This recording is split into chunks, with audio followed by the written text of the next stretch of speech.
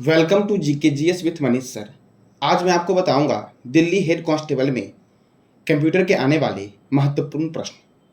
और ये पार्ट 2 है। पार्ट 1 का लिंक आपको वीडियो के डिस्क्रिप्शन बॉक्स में मिल जाएगा, तो वहाँ से आप देख लेना पार्ट 1।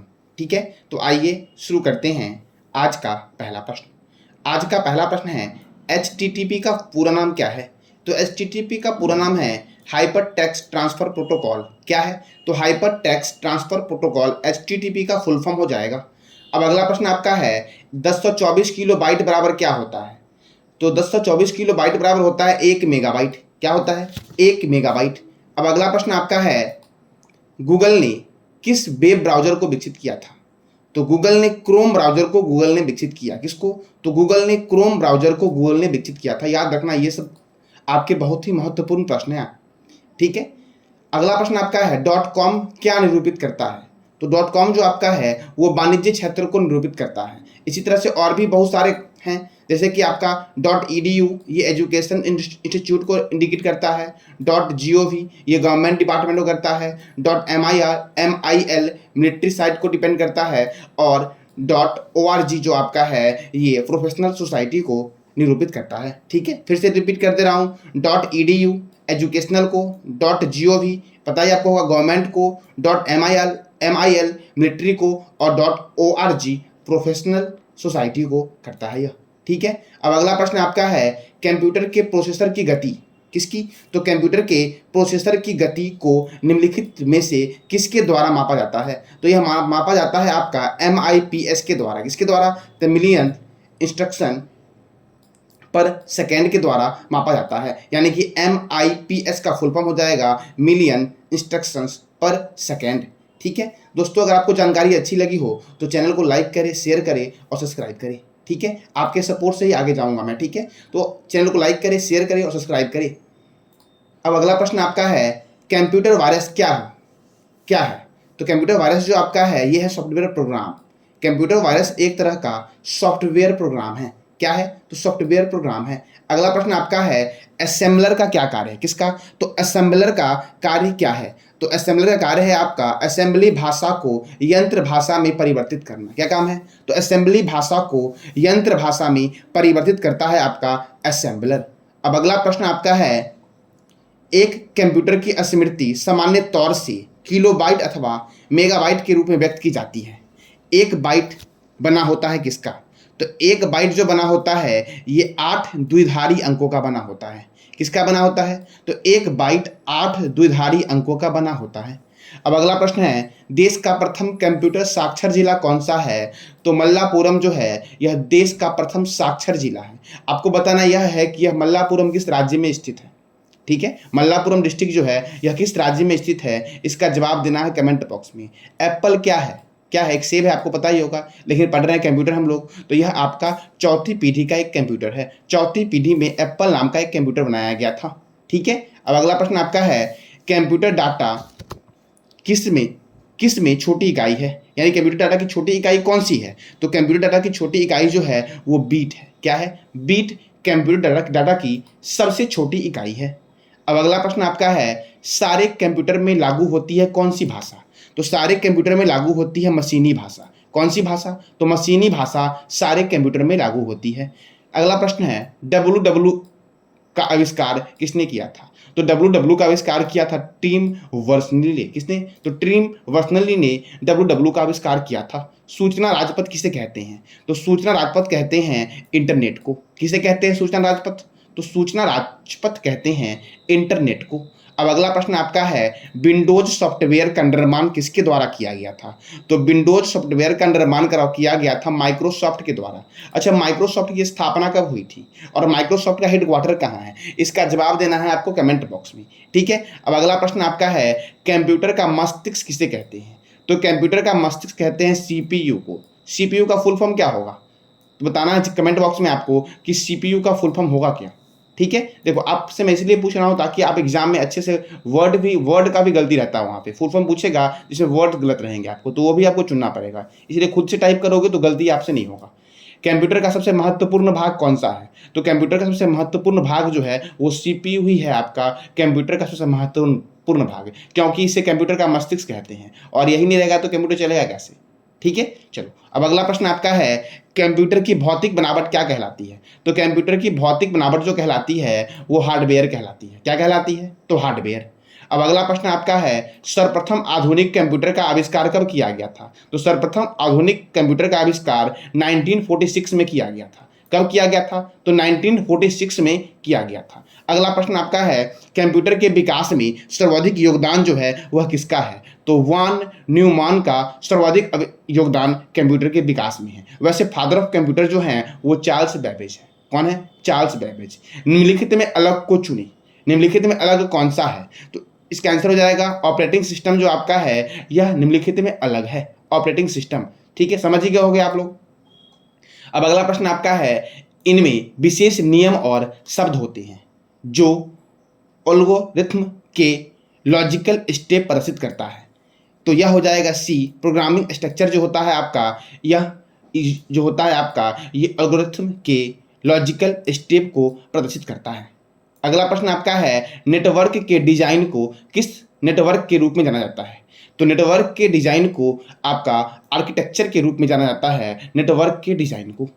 अब अगला प्रश्न आपका है, एक कंप्यूटर प्रोग्राम के अधिकतर प्रयोग किए जा रहे हैं निर्देश कहाँ से निकाले जाते हैं? मतलब किसी एक कंप्यूटर प्रोग्राम के अधिकतर प्रयोग जो किए जा रहे हैं उसको कहाँ से निकाले जा सकते हैं? तो उसको निकाले जाते हैं आपके कैच मेमोरी से। कहाँ से? तो कैच मेमोरी से उसको निकाले जाते हैं।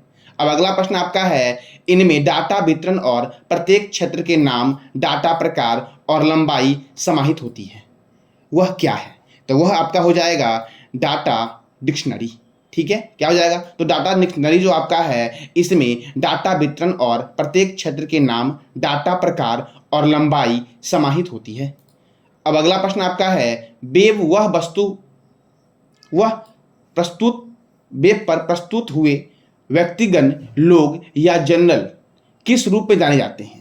तो वह ब्लॉग्स के रूप में जाने जाते हैं। ठीक है, वेब्स पर प्रस्तुत हुए व्यक्तिगत लोग या जर्नल किस रूप में जाने जाते हैं? तो वह ब्लॉग्स के रूप में जाने जाते हैं। किस रूप में? तो ब्लॉग्स के रूप में जाने जाते हैं। अब अगला प्रश्न है, वह कंप्यूटर सिस्टम पर कमांड भेजने के लिए स्क्रीन पर प्रदर्शित चित्र या आइकन और मेनू का प्रयोग करता है। तो कौन करता है? तो इसका जवाब हो जाएगा आपका GUI, graphical user interface. GUI का फुल फॉर्म होगा। और ये क्या करता है? तो यह कंप्यूटर सिस्टम पर कमांड भेजने के लिए स्क्रीन पर प्रदर्शित चित्र या आइकन और मेन्यू का प्रयोग करता है, ग्राफिकल यूजर इंटरफेस। अब अगला प्रश्न आपका है, यह मैनुअल आपको एक सॉफ्टवेयर प्रोग्राम को कैसे प्रयोग करे यह बताएगा। तो वह कौन सा मैनुअल होगा आपका जो एक सॉफ्टवेयर प्रोग्राम को कैसे करे यह बताएगा? तो डॉक्यूमेंटेशन इसका आंसर हो जाएगा। क्या हो जाएगा? डॉक्यूमेंटेशन। अब अगला प्रश्न है, निम्नलिखित में कौन एक ब्रॉडबैंड इंटरनेट कनेक्शन का प्रकार नहीं है? तो डायल-अप जो है यह ब्रॉडबैंड इंटरनेट कनेक्शन का प्रकार नहीं। देखो डायल-अप पहले बहुत स्लो था और ये जो ब्रॉडबैंड आया ना आपका, यह हाई स्पीड के लिए आया था। तो डायल-अप जो है आपका यह ब्रॉडबैंड इंटरनेट के कनेक्शन का प्रकार नहीं है। अब अगला प्रश्न है आपका, रैम का विस्तृत रूप क्या है? तो रैम का विस्तृत रूप जो हो जाएगा वो रैंडम एक्सेस मेमोरी जो हो जाएगा वो हो जाएगा रैम का विस्तृत रूप। क्या हो जाएगा? तो रैम का विस्तृत रूप होगा आपका सी, रैंडम एक्सेस मेमोरी। ठीक है, क्या हो जाएगा? तो रैंडम एक्सेस मेमोरी जो हो जाएगा वह रैम का विस्तृत रूप हो जाएगा। कंप्यूटर की पहली पीढ़ी किस आधार पर थी? तो कंप्यूटर की पहली पीढ़ी थी वैक्यूम ट्यूब के आधार पर। जो कंप्यूटर की 5 पीढ़ी आई है उस पांचों पीढ़ी को हम लोग देखेंगे। जैसे प्रथम जनरेशन में जो आया था वो वैक्यूम ट्यूब प्रकार आया था। सेकेंड जनरेशन में जो प्रोसेसिंग डिवाइस था ट्रांजिस्टर था। थर्ड जनरेशन में IC था। फोर्थ जनरेशन में माइक्रो प्रोसेसर था। और फिफ्थ जनरेशन में आर्टिफिशियल इंटेलिजेंस अर्थात AI था। ठीक है, फिर से रिपीट कर दे रहा हूँ मैं। प्रथम जनरेशन में वैक्यूम ट्यूब, सेकेंड जनरेशन में ट्रांजिस्टर, थर्ड जनरेशन में IC, फोर्थ जनरेशन में माइक्रो प्रोसेसर और फिफ्थ जनरेशन में IC था। यही कंप्यूटर के 5 जनरेशन को विकसित किया गया है। ठीक है, तो पूछ लेगा आपसे एग्जाम में कि सेकेंड जनरेशन में प्रोसेसिंग डिवाइस क्या था? तो ट्रांजिस्टर था। थर्ड में क्या था? तो IC था। फोर्थ में क्या था? Micro processor. फिफ्थ में क्या था? Artificial intelligence. और फर्स्ट में क्या था? तो वैक्यूम ट्यूब था फर्स्ट में। अब अगला प्रश्न आपका है, कंप्यूटर की सभी प्रोसेसिंग किस में होती है? तो कंप्यूटर की सभी प्रोसेसिंग जो होती है आपकी वो होती है CPU में, क्योंकि CPU को बोलते हैं क्या? तो कंप्यूटर का मस्तिष्क जो होता है वह CPU को ही कहते हैं, कंप्यूटर का मस्तिष्क। और मैंने आपसे पूछा है CPU का फुल फॉर्म क्या होगा? इसका जवाब देना है कमेंट बॉक्स में आपको कि CPU का फुल फॉर्म क्या होगा। ठीक है। कंप्यूटर के पिता के रूप में किसे जानते हैं? तो बहुत आसान है, कंप्यूटर के पिता के रूप में जानते हैं चार्ल्स बेबेज को। किसे जानते हैं? चार्ल्स बेबेज को।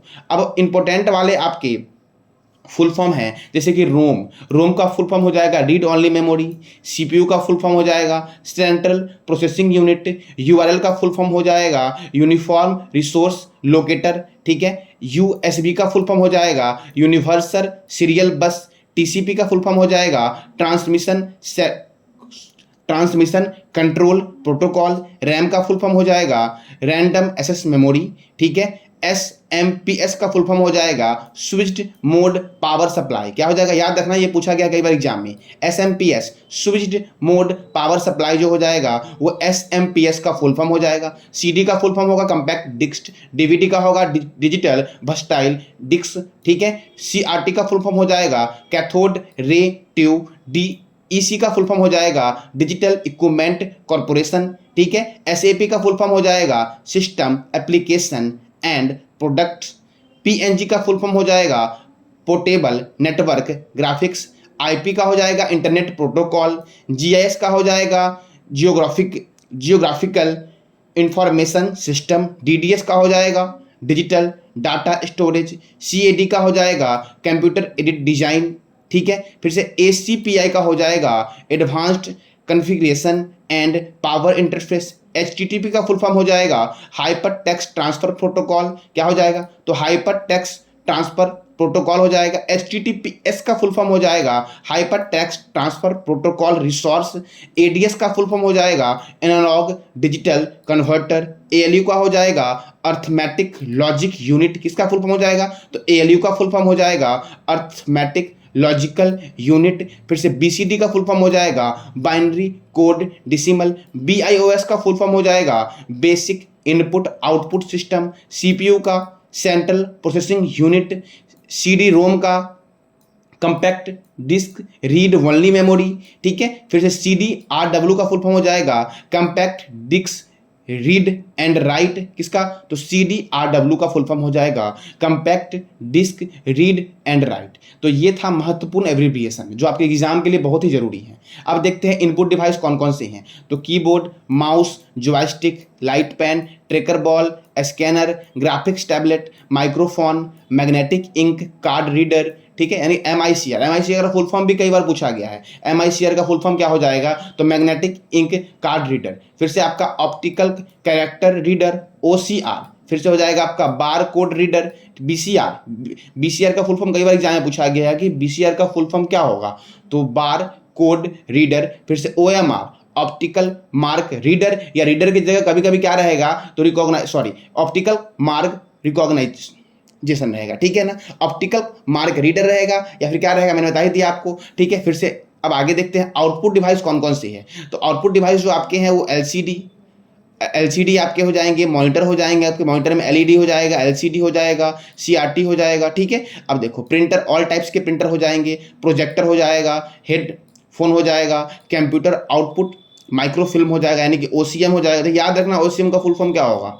ओसीएम का फुल फॉर्म होगा कंप्यूटर आउटपुट माइक्रोफिल्म। फिर से वीडीयू का फुल फॉर्म हो जाएगा विजुअल डिस्प्ले यूनिट। तो ये जो आपके हो जाएंगे ये आउटपुट डिवाइस है, और ऊपर मैंने बताया आपको इनपुट डिवाइस। क्या बताया मैंने आपको? Input device. अब आगे देखते हैं, देखो storage unit. The smallest storage unit is bit. मैंने ऊपर ही बताया था आपको कि सबसे छोटी यूनिट जो आपकी है वो बीट है। क्या है? बीट। देखो 4 बिट बराबर क्या होता है? 1 निब्बल होता है। 8 बिट बराबर 1 बाइट। 224 बाइट बराबर 1 केबी, केबी को किलोबाइट बोलते हैं। 224 केबी बराबर 1 एमबी, और एमबी को मेगाबाइट बोलते हैं। 224 एमबी बराबर 1 जीबी, और जीबी को गीगाबाइट बोलते हैं। 224 जीबी बराबर 1 टीबी, और 1 टीबी को बोलते हैं टेराबाइट। 224 टीबी बराबर 1 पीबी, पीबी को बोलते हैं पेटाबाइट। 224 पीबी बराबर 1 ईबी, ईबी को बोलते हैं एक्साबाइट।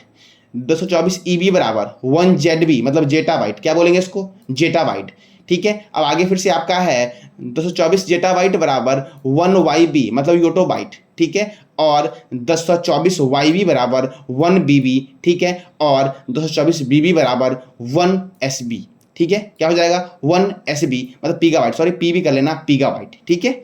ये था आपका कंप्यूटर के इंपॉर्टेंट प्रश्न, और इंपॉर्टेंट वाले मैंने बताया आपको इनपुट डिवाइस कौन से हैं, आउटपुट डिवाइस कौन से हैं, और फिर से मैंने आपको बताया कि यूनिट जो होगा कंप्यूटर का वो कितना बड़ा कौन सा यूनिट रहेगा। जैसे कि एग्जाम में पूछ लेगा कि 1024 KB बराबर कितना MB हो जाएगा, तो 1 MB हो जाएगा, या 1 MB बराबर कितना KB होगा, तो 1024 KB होगा। तो इस तरह से आप एग्जाम में टिक कर लोगे। तो ये था आपका महत्वपूर्ण कंप्यूटर के प्रश्न जो आपके एग्जाम में आने के चांस है। ठीक है, जो पीछे वाला जो आपका था, जो मैंने बताया था पार्ट 1, वो आप देख लेना, आपको डिस्क्रिप्शन बॉक्स में उसका लिंक मिल जाएगा, और उसका PDF आपको टेलीग्राम चैनल में मिल जाएगा। इसका PDF मैं कल मॉर्निंग में आपको अपलोड कर दूंगा, तो इसका PDF भी आप देख लेना। ठीक है, चलो आज के लिए इतना ही। जानकारी अच्छी लगी हो तो लाइक करो, शेयर करो और सब्सक्राइब करो। धन्यवाद।